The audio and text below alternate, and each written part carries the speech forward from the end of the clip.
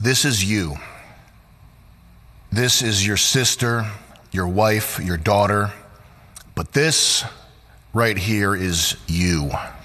This is your sister, your wife, your daughter. This is you. This is your sister, your wife, your daughter. But this is you. And this is their reaction when you are killed.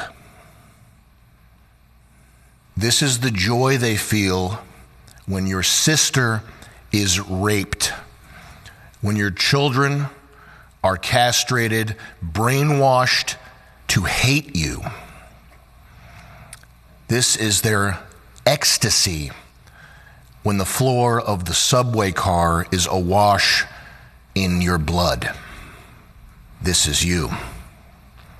Make no mistake, that is a symbol, that is you.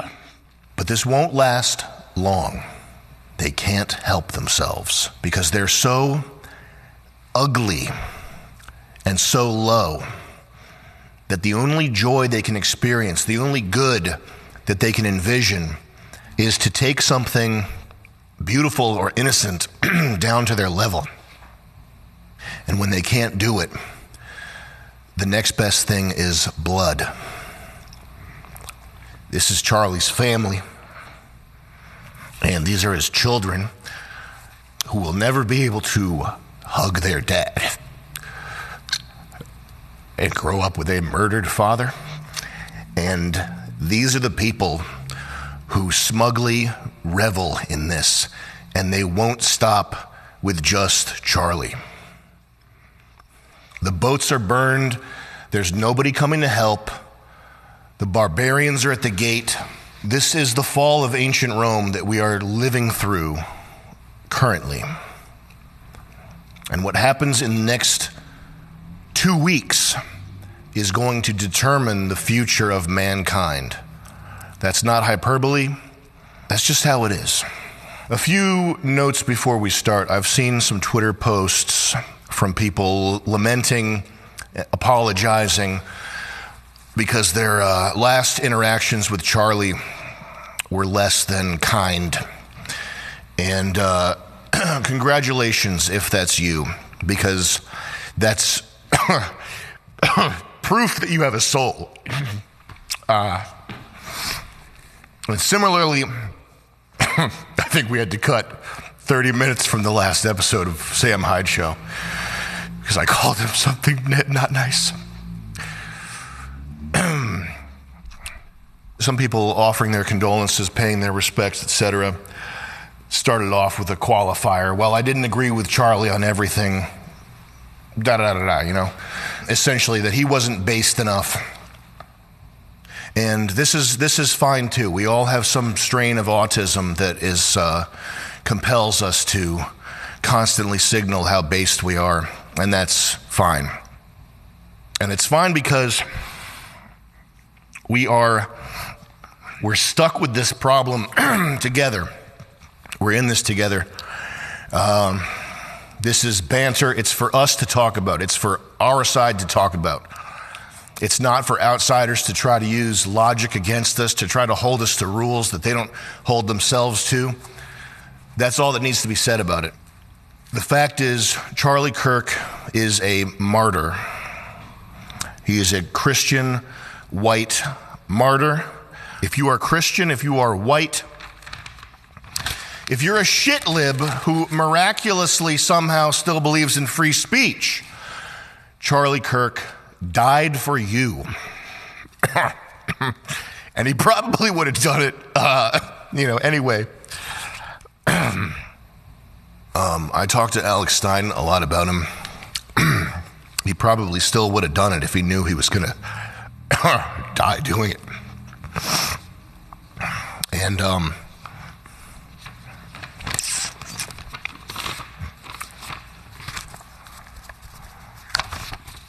we are all united now in a battle for the soul of mankind. And by the way, this is why we have free speech in the first place. It's not because of some 1960s hippie commie staged faggotry that we have free speech. It's not because Mr. Jew in a bow tie went on a bus and marched on Washington.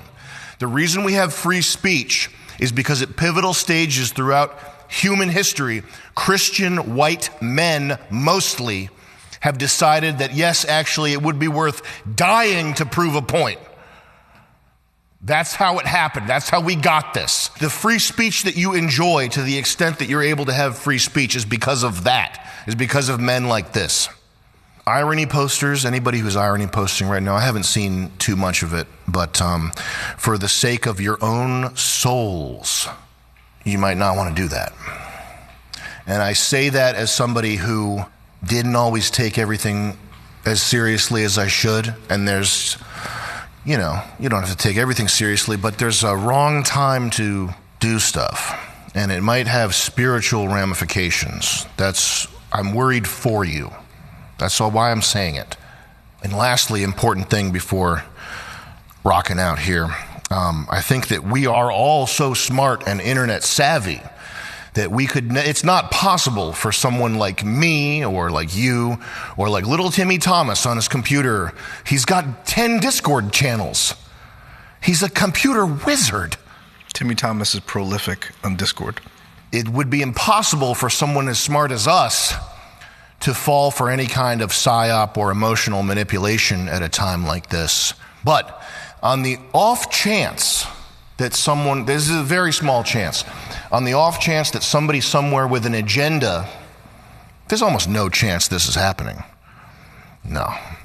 On the off chance that somebody somewhere with an agenda might be looking to capitalize on this event, spin it for nefarious purposes, very small chance this is happening. I can't see this happening. Even though we're so smart, it might behoove us to choose our words, would you say carefully? Cautiously, carefully, intentionally. A degree of precision. Discriminately, including your own internal dialogue. No matter what the result of the speculation is, the end result is the same, and that's that you, white man, are under attack. And that's that. Let's take a look at who our enemies are here. I tweeted at the Quartering, because he said, I love the Quartering, he's my guy. He said, don't look at the video. You got to look at these videos. You have to know what these people are trying to do to you. You have to know, you don't even have a family. That's the thing. You don't have a family because they've set up this clown world where you're convinced not to start a family. It's economically impossible to start a family. But if you had even if you had a family, you don't even know what's been taken from you. This is what's so fucked up. You have to watch these. You have to know that there is evil out there in the world. This isn't like being 15 and watching Best Gore or something. You have to know that there is evil out there in the world. There's this idea of the seen versus the unseen. And I gotta say, thank God Irina Zarutska was hot. No, it does. It calls more attention to it. No shit. Mm-hmm. For every one of these people being killed who could be a relative of yours, it could be someone you cared about, it could be you. For every one of these people, there are thousands. Just alone in the UK, the girls being raped.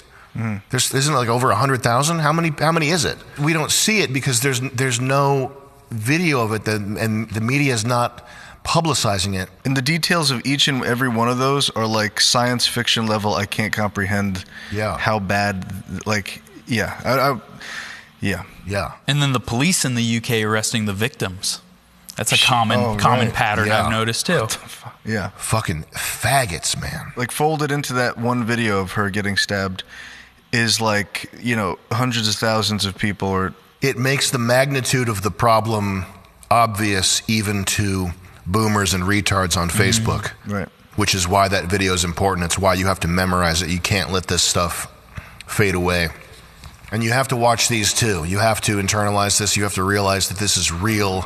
These are the people going to a vigil and shouting, "Fuck Charlie Kirk." But if anything like this pops off and people get in legal trouble, I will put money towards this. if someone out there is capable of organizing that in a non-scammy way. Hit play on this.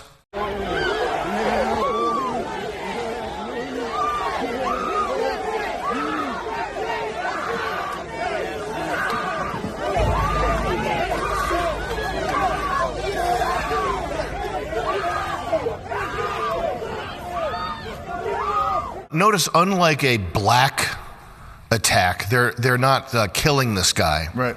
You cannot hide from this content. It's important not to be obnoxious, but everybody needs to know about this stuff. Click view on the post that's muted. America, we must come together around in condemning the cruel and violent assassination of Charlie Kirk and become one nation that relies on the love. If you read the word love, have your defenses up. Be ready.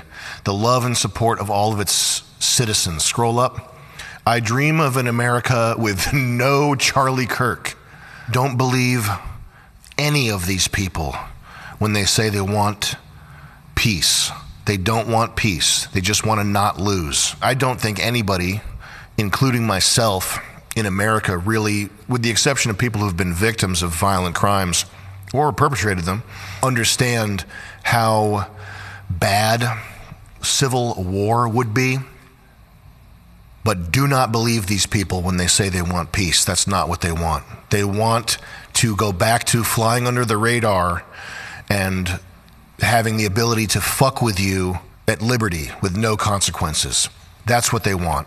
You need to remember that. Here's Gavin Newsom, this guy. The attack on Charlie Kirk is disgusting, vile, and reprehensible. In the United States of America, we must reject political violence in every form. Play the clip. I'm sorry. I know some people's sensibilities. I respect and appreciate that. But right now, with all due respect, we're walking down a damn different path. We're fighting fire with fire, and we're going to punch these sons of bitches in the mouth. Next clip. Left-wingers, liberals, you need to be fucking showing your opponent's guts on there, okay? You need to be gutting them. You need to be shanking these motherfuckers and letting their intestines just ride on stage. What the fuck is this shit, man? Slice them up.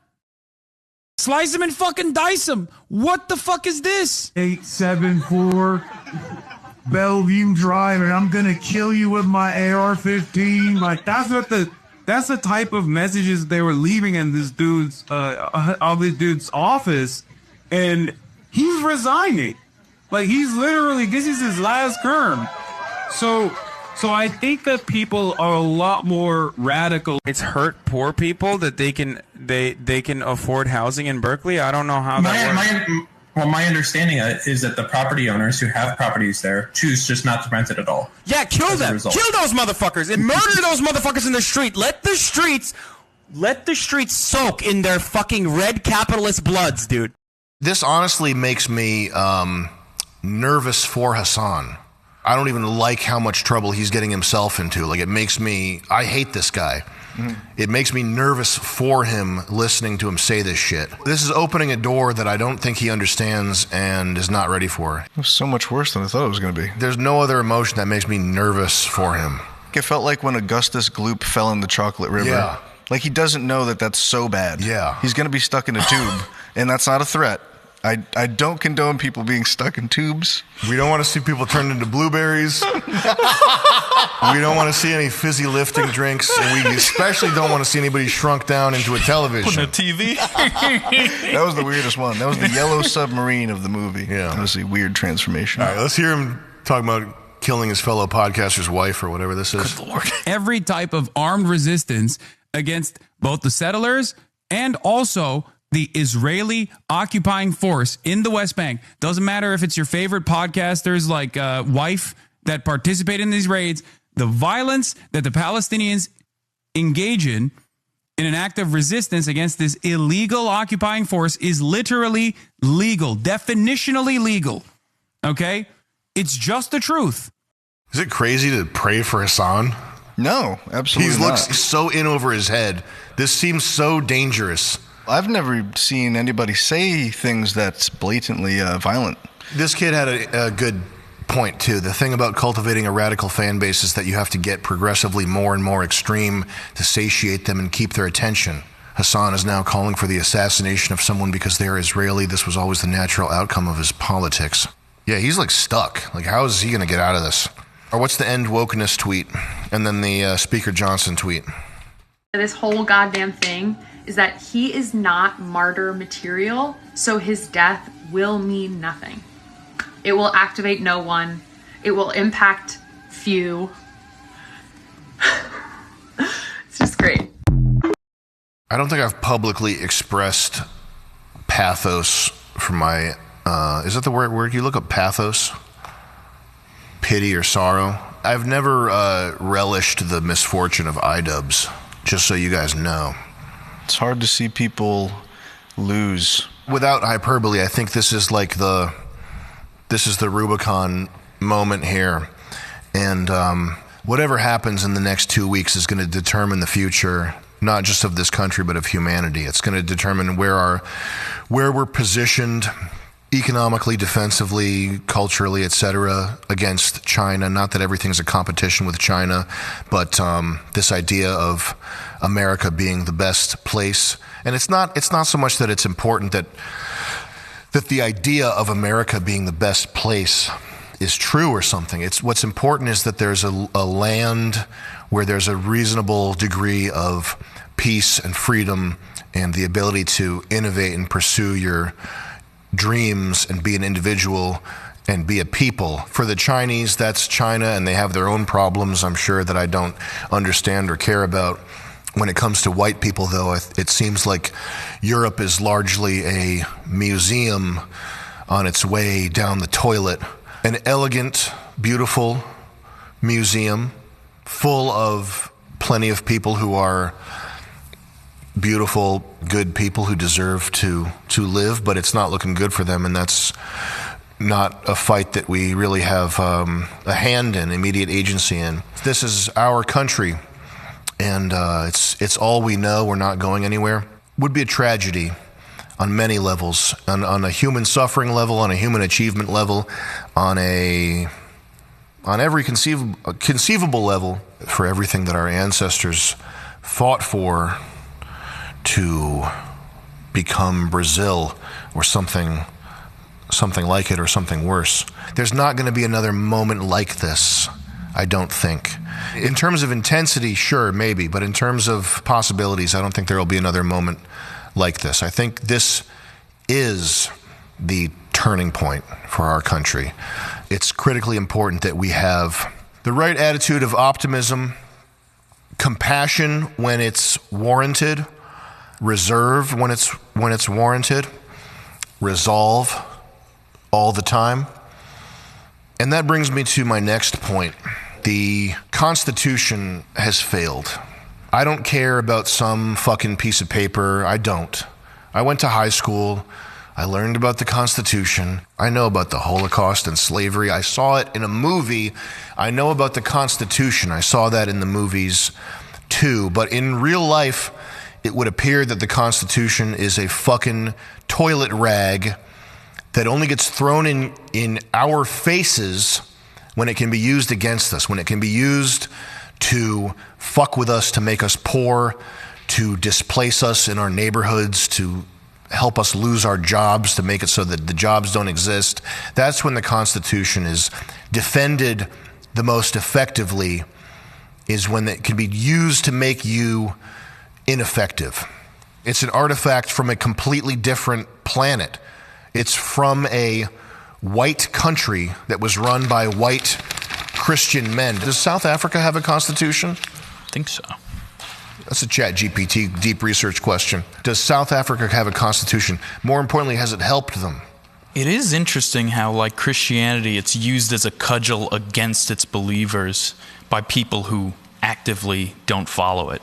Yep. And don't believe in it. If you have opponents who are playing by the rules and you don't have any mandate to play by the rules, why wouldn't you use their rules against them? South Africa has a constitution. Can you ask Grok 4 Heavy if they can go waive the South African constitution down there and prevent farmers from being murdered? If roving blacks come to your farm with phone jamming equipment and a plan to kill your family, would a copy of the South African Constitution come in handy? Click Think Harder, please. Down at the bottom, Think Harder. If roving feral blacks, who the government is encouraging to murder you, come to your farm to kill your children, Grok 4 Heavy's working pretty hard on this one. We have about 70,000 GPUs running right now, burning enough electricity to power Las Vegas. The phrasing suggests attackers use phone jamming, not the defender. Oh, this is amazing. This thing's basically thinking like a human. It said no before, but it was not thinking back then. It wasn't. Okay, this is the hard mode.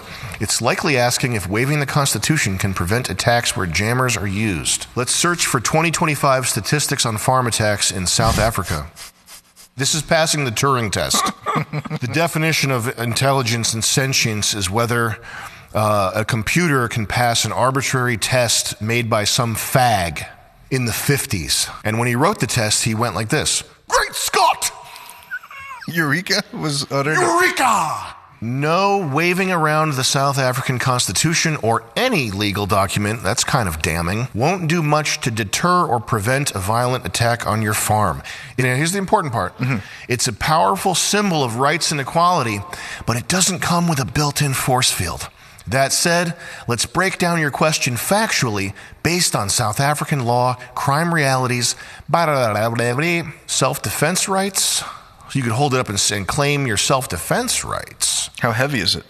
A 2025 case analysis notes that if the threat is unlawful and imminent, self-defense can be a valid legal defense even with an unlicensed firearm. Wow. That Constitution sounds pretty powerful. That actually sounds more powerful than our Constitution, because if you defend yourself in our country, you're fucked. But no longer, hopefully. We'll see. We'll see what happens in the next 2 weeks. Trump survived a bullet. He survived multiple bullets from an assassin. And the assassin was a freak from some sort of Blackwater incubation tank where they manufacture freaks. I don't even want to say that because the kid, it's probably some kid that had his brain, probably was tortured with electrodes. Who knows? Right. Who knows what fucking happened? What chemicals were inserted into Trump's would-be assassin? But Trump, by the grace, he turned his head. You remember this? Oh, yeah. He turned his head like 10 degrees and avoided the lethal shot. He avoided the lethality of it. It got his ear. He avoided the lethality of the shot, much to the dismay to these fucking freaks on TikTok who think it would be a good thing somehow if the president were killed. In my opinion, that is a mandate from heaven. If you ever survive an assassin's bullet in that scenario, I would imagine that means something like you have been ordained by God to do God's work on the planet. You've been spared, and you've been spared in such a dramatic and improbable and miraculous fashion that you have a mandate from heaven to do God's work on earth. Now, is Trump, is he talking about getting into heaven? He has been talking about getting into heaven lately, apparently. He has a mandate from heaven. And now what he has with this confluence of events is a sort of open runway to enact whatever policies he could imagine in his wildest dreams. He has a blank check to do whatever he wants, in my opinion. And a limited time to do it. And a very limited time to do it. I don't think that's an overstatement. I don't think that's crazy to say. Is that crazy to say? No. Valentine?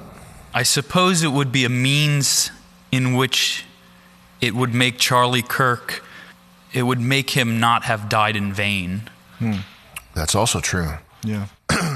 There's a lot of things at play that make what that chick said completely false. Like, she said that he's not martyr material, which is what I think she means is he's not a target that one would expect. I think the truth behind that is he's not a guy that even remotely had it coming, not that anybody does, but he's not even on the radar of guys that deserve that. And what he represents is, because he's such a non-martyr material, he represents that it could happen to everybody. And I see a lot of people saying, that's my uncle's politics, that's my grandfather's politics. And they are now realizing that, they want my loved ones dead. Yeah. For holding some of the most benign political stances. This is a historical moment, and there's the charge is there, the critical mass is there to do historical shit in a way that it hasn't been since 2015. There hasn't been a moment like this, arguably, at any point in Trump's presidency or in Biden's presidency, and I think this is going to define him. It's time for Trump and the people in his administration to get off their asses and do something. He's been able to enact policies like Project 2025 when it comes to punishing pro-Palestinian demonstrators, but so far that's all he's been able to get with this. So here's what I would do if I had a mandate from heaven and I had the opportunity to fulfill that mandate. And I don't, so this is just speculation, but this is what I would do.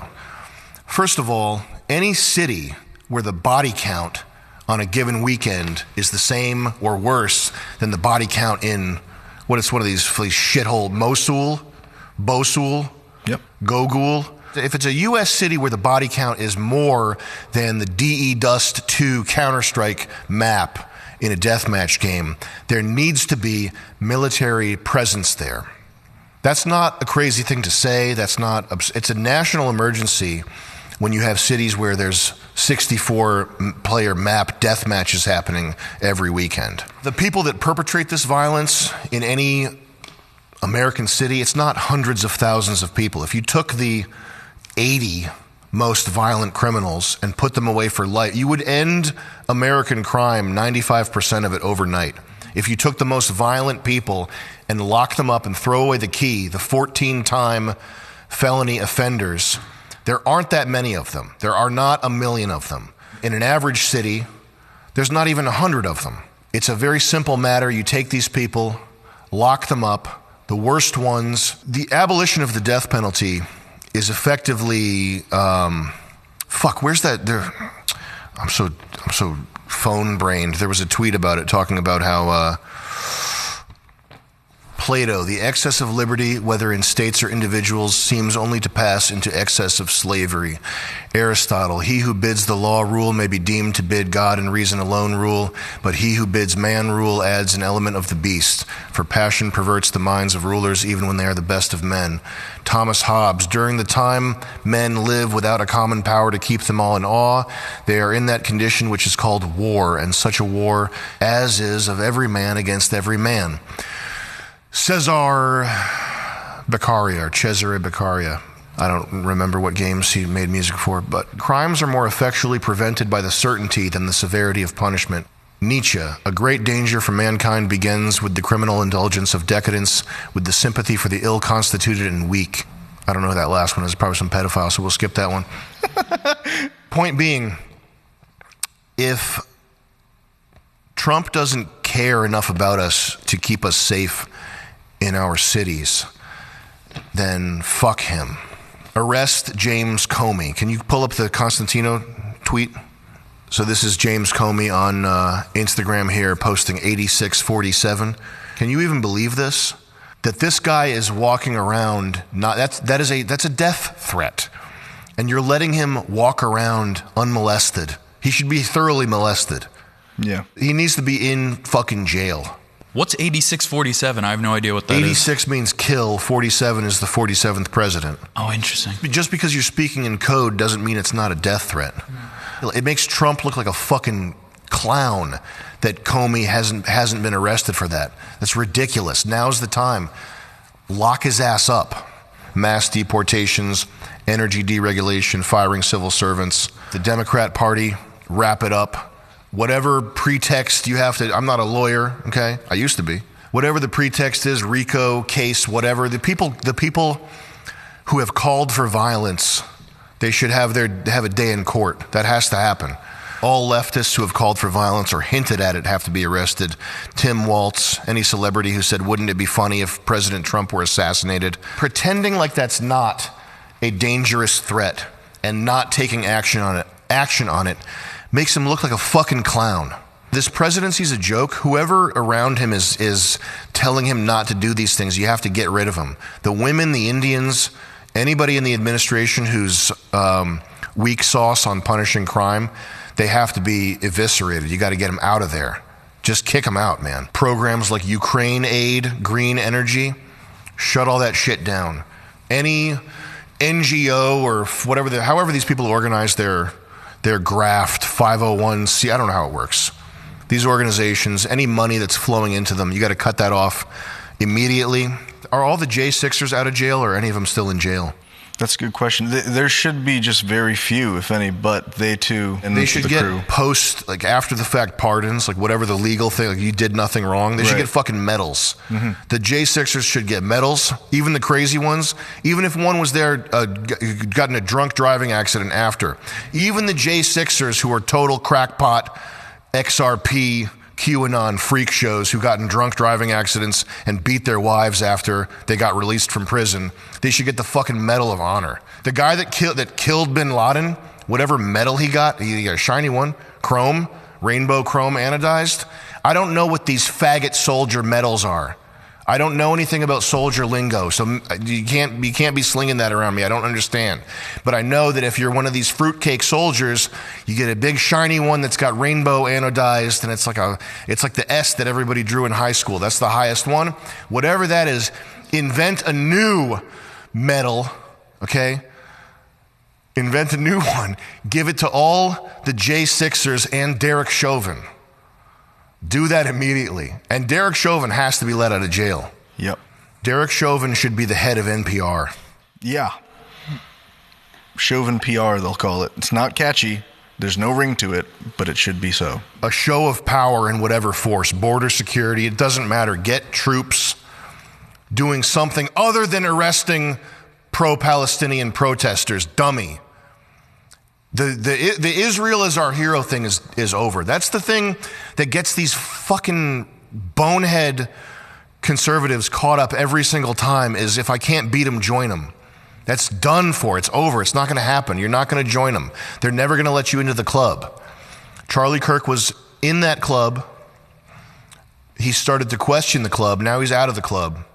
There's no club. You're not in the club. They're going to kill you. They want to kill you. They want to kill your kids. Stop thinking that Israel's going to save you in whatever way, shape, or form, that making a pact with the devil is going to come out good for you. It's not. You're going to get fucked. Voter suppression laws. I'm sorry to tell you this. You can only vote if you have a penis. Did you ever hear my friend Nick Oak's solution, which is anybody who, you can have universal basic income, like $4,000 a month, but you cannot vote? Yeah. And so that would get rid of a lot of bad votes. That's a good idea. And prosecute the people who stole the 2020 election, which is treasonous. That's the ultimate offense. If you're going by the playbook, if you're going by the Constitution, the Constitution is a document, an amazing document. It was our founders were whatever. If that's what you really believe in, then the stealing of the 2020 election, is there a crime that's higher than that? It's like war. It's like war. It's like a war. Because the ramifications, the secondary and tertiary, all the stuff that flows out of that is worse than any other crime. Mm-hmm. What's that? The tweet from Pete Hegseth? Well done, good and faithful. This type of talk is meaningless unless you fucking do something about it. You can give Charlie Kirk the medal of, you can give him the even a higher medal. You can give him the XRP medal. It doesn't matter. It's meaningless if his death means nothing. If nothing comes from this, if you don't do anything, if you let this presidency in this moment fizzle, then it's all for naught. They should black bag Kash Patel and put him on a I don't know. I'm not a military guy, but a C-706 Globemaster. Yeah. Put him in there, isolate him like he's a serial killer, like he's on a rack and he's got the mask on. Put him on a 24-hour flight to India and drop his ass off. What can we do? First of all, you need a gun. And you need to not be looking for fights. You need to not be saying stuff like Fafo, Karen, fucking karma's a bitch, and then shooting some shop owner who did nothing. You need to be protecting yourself and your family. You have to arm yourself. You have to arm yourself. That being said, you gotta be careful. This is a time where anything could happen. It's not a time to be going out looking for beef. And secondly, I think it's time to become annoying faggots. You see all the people getting fired? Oh yeah, loving it. All the shit that liberals did to us that's annoying faggotry, I think it works. I think we just have to do that.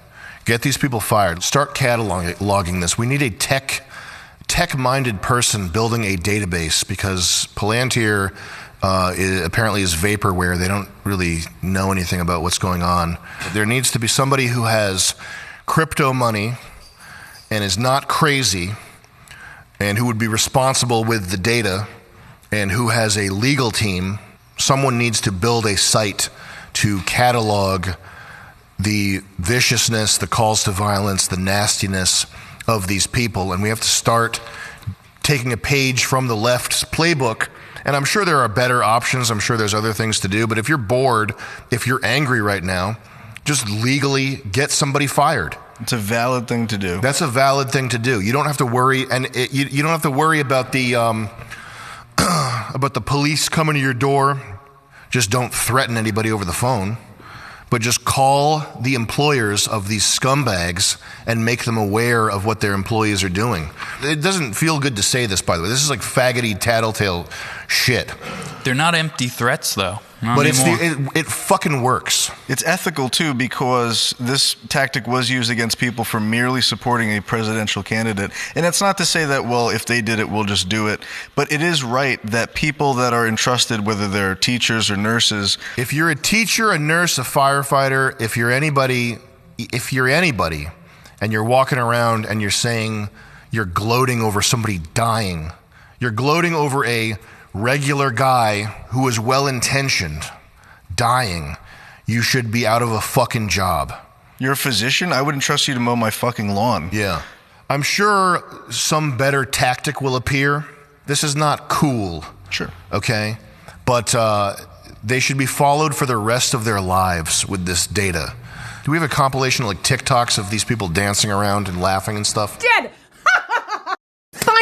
Finally, somebody with a gun, which is almost everybody in the fucking States, grew a pair and fucking went and shot somebody on the right side. Thank you. Can we keep this up? You know why it's right to explode? Because first of all, you're not making anything. This is just truth that they did this. There's nothing wrong with showing something that somebody truly did, and it doesn't benefit us to live in a society that tolerates people gloating about death. The just thing to do, with revenge taken out of the picture, is this person should not be around children. They should not be holding a needle that's injecting anything into your body. They shouldn't be allowed to prepare food for anybody else to consume. Almost no job, maybe Amazon warehouse worker, is what people like this should be entrusted with. That's the just thing, even with revenge taken out of the picture. So this is petty. It doesn't feel cool. It's not badass. It's the tactic that works, period. And that's what our enemies have been exploring, pursuing with a tenacity that we're not going to be able to match, because we're not evil, obsessed cretins. But it's what has to be done. Nonviolent. Totally nonviolent. On a positive note, they're comfortable enough to reveal themselves in totality. I mean, did you hear that witch cackle? That was crazy. That's part of the problem, too, is that it teaches any children being raised and seeing this that is an acceptable option of behavior and mentality. Mm. If you are confused right now, if you're bored, if you're angry, if you're thinking about how you're going to get back, while you're thinking about that, what you can do in the interim is you can make a polite phone call and ensure that one of these fucking freaks is broke. Furthermore, catalog what they've done, download videos, do some investigation of your own, You can practice your phone skills. If you call a place up and you're like, you hired this person, I'm going to fucking kill you. That's not good. You can earn money. You could become a salesperson. This is sales, actually. This is sales training. If you have any ambition to become a salesperson, 300 calls a day. That's what they say. You got to do 300 calls a day for 3 to 5 years, and then all of a sudden you have sales skills. Call up, see how nice and polite you can be. Sir, how you doing? I have an offer that might interest you.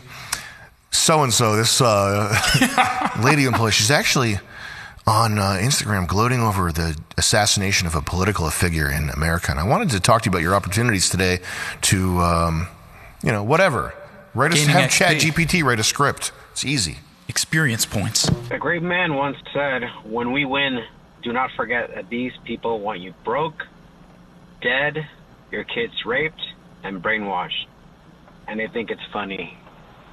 We can't forget that. Christ help us all. Don't forget that, and pray, thank God that you are healthy and have the opportunity to fight. And do not Fed post, do not fuck yourself. I live so far outside the American world. It's weird for me to be even messaging this to you guys, but my theory has always been whatever happens in America eventually reverberates across the world. And even though people may not admit it, we look to you guys sometimes for guidance. The stuff that's kind of happening at the moment, what's just happened in the US, is kind of a touchstone of so many different instances. So let's hope you can find a path that we can then tread together. The world is watching, and what we do next is going to reverberate throughout history. It's going to determine whether or not this civilization that involves everybody, it involves India, it involves Asians, it involves blacks in Africa.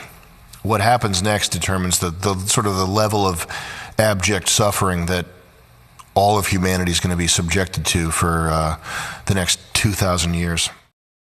I didn't even like Charlie Kirk that much. I thought he was sort of like a Diet Pepsi version of the things I stood for. But I'm a father. I'm 32 years old. I have 2 little girls. And I have such a pit in my stomach over this. And I have pretty radical ideas, but I'm not the kind of person that wants to go burn down stores or rob Nike stores for food. I will not be satisfied until I see these people atone for this. And I know that I'm not the only person. Thanks for letting me voice it. We all have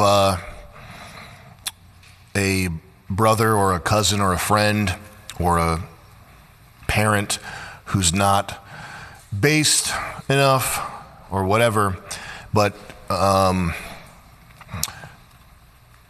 we're in this together. I think the events of this week have gone right around the world, even here in Australia, in the Southern Hemisphere in general. What's next for the international approach to this sort of ideology that is Christian in nature and wants the best for people versus the people that just don't want us at all? I don't know what Australians are going to do. They're fucked. You got to come here. Bro, I have no idea. Are they having a thing right now? I haven't been paying attention. They got some people down there? They're very oppressive. Very oppressive. Yeah, I don't know, brother. I don't know what to tell you. The country is gone in ruin. The only thing we can do now is to come together and fight the evil. That's the only thing we can do, is fight the evil. There's no reason to let it stand by any longer. We have to bring the fight to them.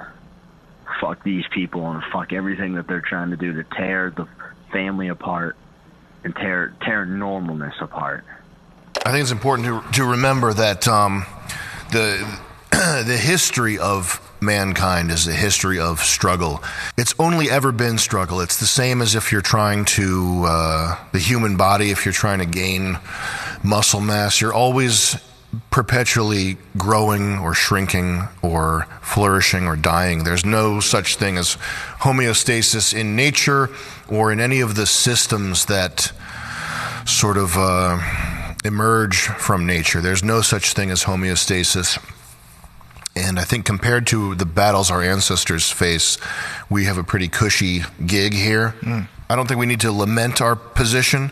We should keep in mind that just the history of mankind is a fight. It's a fight for resources, for influence, for culture, law and order versus chaos. And now's your time to sort of play your role in history.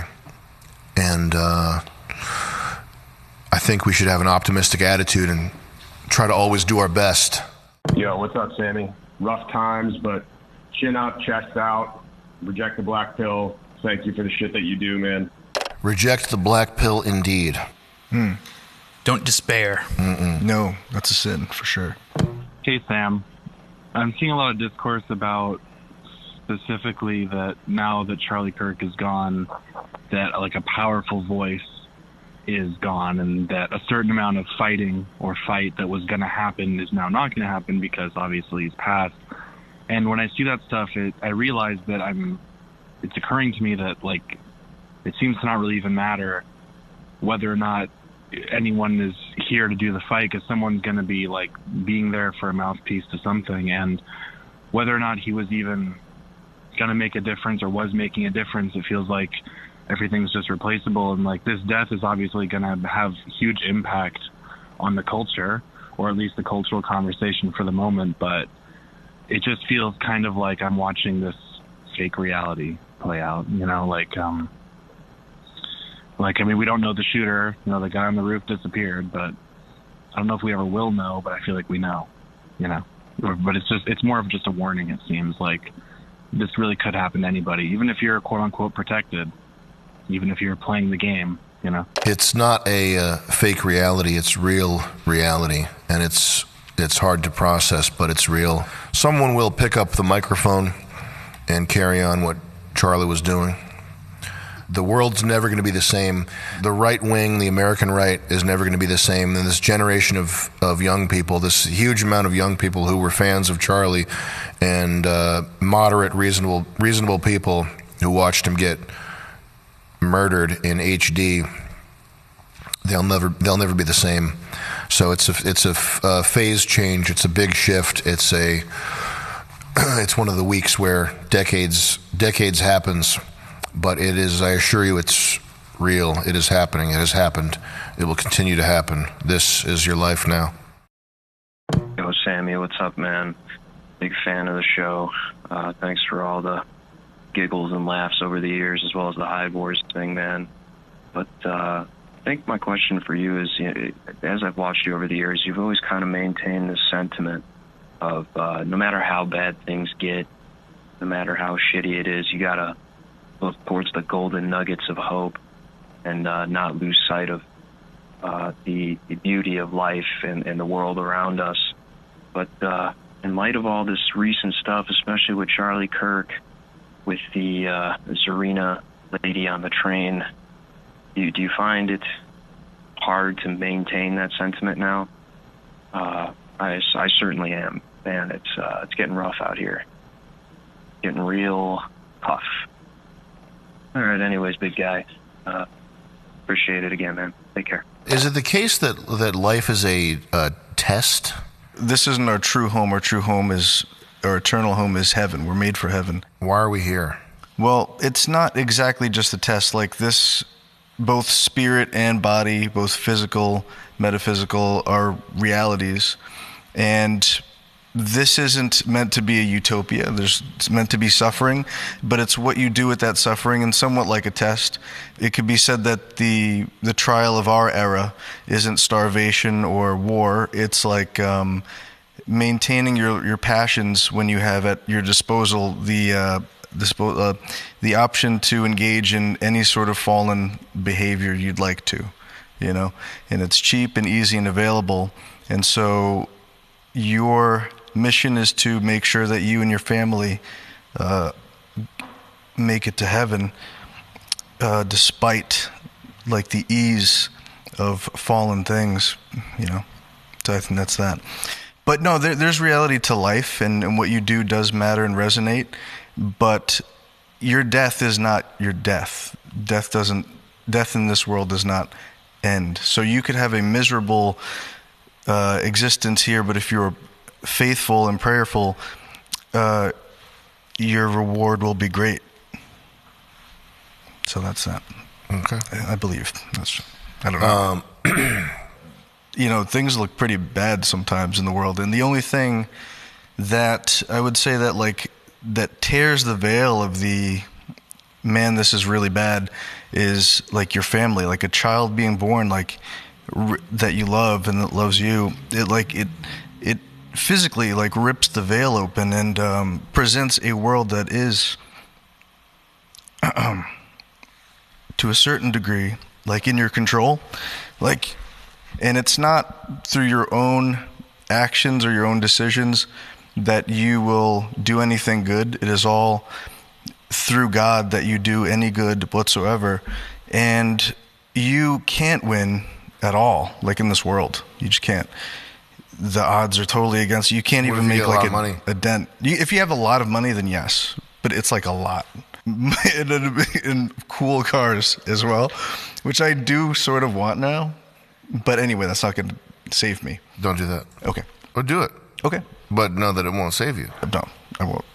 It might deter me. But anyway. It's also a cumbersome habit.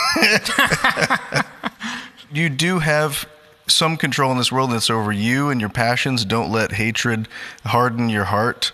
You can be angry, but through all the things that I felt, I've seen worse things than Charlie Kirk's murder, but in a way I've never seen anything worse, and I don't know how to explain that really. But all the feelings of being angry or afraid and mad, I prayed through them, and it really is like going to church, praying. You can maintain this sight on the eternal.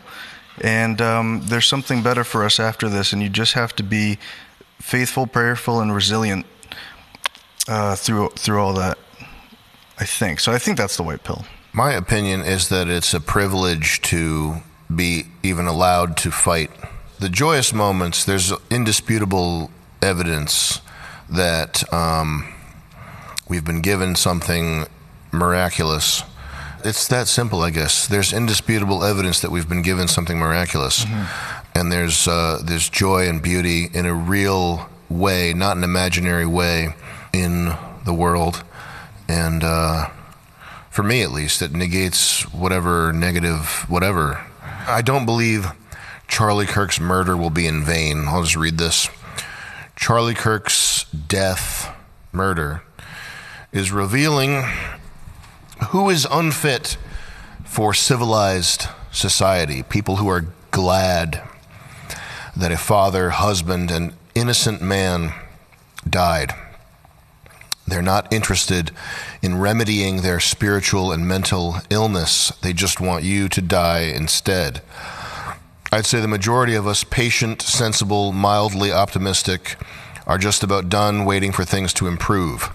We're very much invested in never being around you people ever again, and there's a new feeling of readiness to actively ensure that becomes a reality.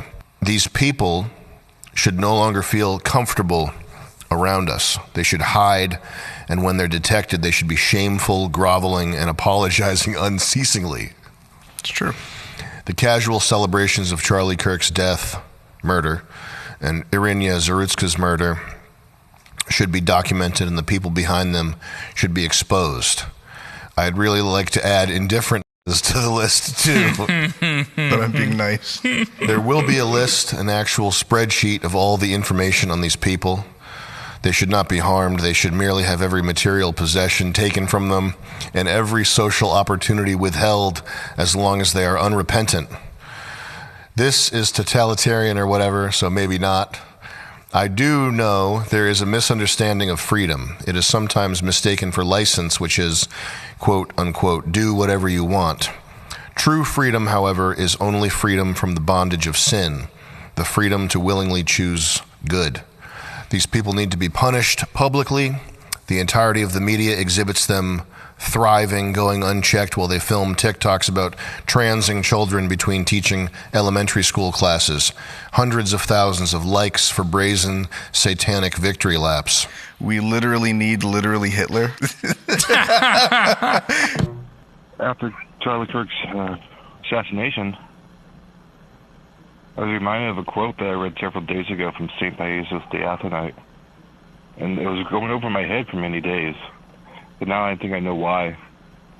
I read it and stayed in my memory. I'll read it to you a little bit. God takes each person at the most fitting moment of their life. No one has ever signed a contract with God about when they will die. God takes every person at the moment most suitable for them, uniquely chosen for each one, in order to save their soul. If God sees that person will become better, he allows them to live. But if he sees that person will become even worse, he takes them in order to save them. I don't know what that means if that means that Charlie Kirk was about to become worse. Yeah, well, theologically, I don't know. I think his heart's in the right place, but that sounded like gibberish. Hey, it's good to want to know God more. Sure. I like that. But it's a sin to assume to know God's will and intentions. So... That sounds scary. And I'll wrap this up by saying that there are a lot of details and things to get caught up in on your phone, and there's going to be a lot of AI-enhanced logos and fruity little distractions to get caught up in and paths to go down and things that are important, things that are not important, et cetera, et cetera. At the end of the day, we are in a spiritual battle for the future, for our children, for our people, for humanity. I think that we should be optimistic. The black pill is for faggots, and don't be that. Don't be black pill. Don't let evil stand in the way of you connecting with joy and gratitude and God. And I think that it's probably a good idea to pray, and pray specifically that God keeps you on the right path. I think that that's a good one. Is there a better one? It's a pretty good one. I would pray that I stay on the rails. I think that's a good one to go with. I think that we're going to win. I don't know why. Why would I say that? Well, because it's been written. Oh, is it? Yes. That's good to In know. the end, we win, but it might be ugly to get there. Guys, I want to quote my favorite philosopher, Batman. Once there was only dark. If you have, that's the quote. That's not even a quote. No. Make the Chat GPT do the fucking quote. You're right. I cut it down too much before. I wish AI was sentient so I could fucking beat its ass. I want to end this episode with a quote. I'll tell you, Marty. I've been up in that room looking out those windows every night here, just thinking. It's just one story. The oldest. Light versus dark. Well, I know we ain't in Alaska. But it appears to me that the other guy says this part, the dark has more territory. A lot more. You ask me. That's not the quote. Fuck this. Well, I think they cut to a bunch of stars. So if we could cut, it's a visual. Just wrap it with what Valentine said. I think if our enemies were strong, they wouldn't have to use such underhanded and slimy and outright heinous acts to try and instill fear in us. Attacking a soft target in front of an audience like that. And I think I don't think they're underestimating us. I think they know exactly what they're up against. And I guess I'm just optimistic, personally.